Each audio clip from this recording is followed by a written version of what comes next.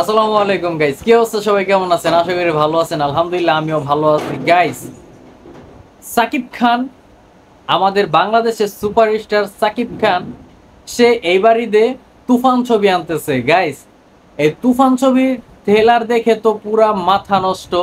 এরকম লুকস, অসম একটা লুকস, পুরা জ্বর তুলে ফেলছে। মানে তুফান যে নাম, পুরা তুফান উঠে ফেলছে। আপনারা জানেন যে আমাদের বাংলাদেশে এটা নিয়ে কিন্তু প্রচুর পরিমাণে আলোচনা সমালোচনা হইতেছে। এটা শুধু আমাদের বাংলাদেশে না, এটা আপনার কলকাতা, ইন্ডিয়া, কলকাতাও এটা নিয়ে প্রচুর পরিমাণে আলোচনা হচ্ছে। কি এমন একটা ছবি তৈরি করলো গাইস, চিন্তা করেন। সাকিব খান আজ আর কালকে থেকে কিন্তু ছবি করতেছে না, সে কিন্তু দীর্ঘ অনেক দিন যাবত ছবি করতেছে।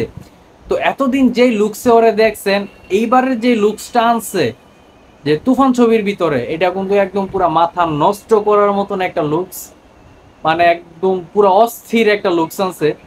তো এখন একটা র্যাম্পের ভিতরে দেখলাম যে সাকিব খান এই লুকস নিয়ে গেছে, সেখানে তার ডাইনে বামে চারজন নায়িকা, তার ভিতরে পরিমণিও আছে, আমাদের বাংলাদেশের জনপ্রিয় একজন নায়িকা পরিমণি, যে নাকি বলে সবসময় আলোচনা সমালোচনার ভিতরে থাকে।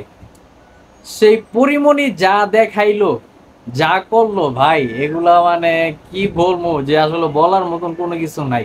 এখানে কিছু সমস্যা আছে আমাদের বাংলাদেশে, যে যারা পরিচালক আছে, প্রোডিউসার আছে, তাদের কিছু সমস্যা। তাদের অনেকে আছে যে কারো ভালো কেউ দেখতে পারে না।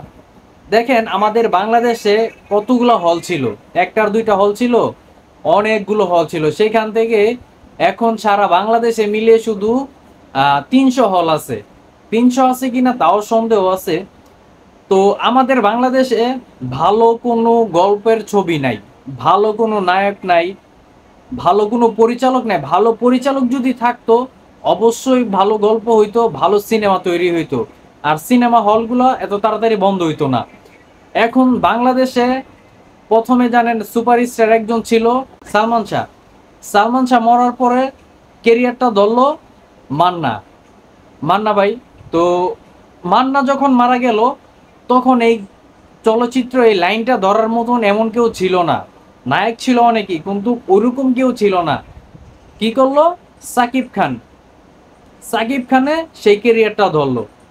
এই যে ওখান থেকে যে সাকিব খান ছবি করতেছে, করতে করতে করতে করতে করতে করতে আজকে এই পর্যন্ত 2024 সাল, এমন একটা লুকস দেখাইছে, এমন কিছু দেখাইছে যা মাথা নষ্ট। সুপারস্টারের চাইতে বড় যেটা মেগা স্টার বলে, তো উনি এখন মেগা স্টারের পর্যন্ত নাম লিখিয়ে ফেলছে।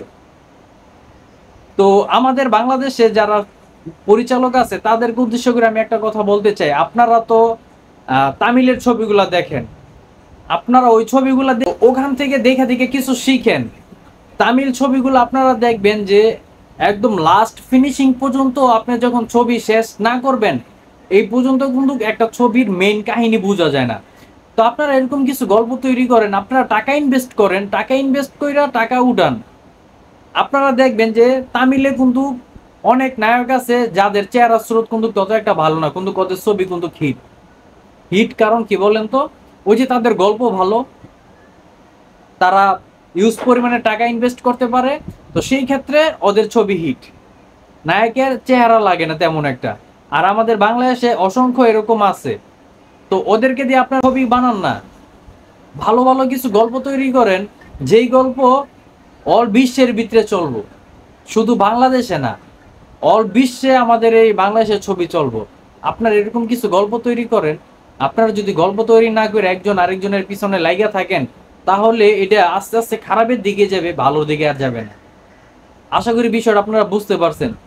তো সাকিব খানের জন্য শুভকামনা রইল। অবশ্যই সাকিবের আমরা এই তুফান ছবিটা হলে যাব দেখতে ইনশাল্লাহ। সেখানে গিয়ে দর্শকদের মতামত জানার চেষ্টা করব, আপনাদেরকে জানানোর চেষ্টা করব। ধন্যবাদ সবাইকে। ভালো থাকবেন, সুস্থ থাকবেন। দেখা হবে অন্য কোনো ভিডিও নিয়ে। আসসালামু আলাইকুম।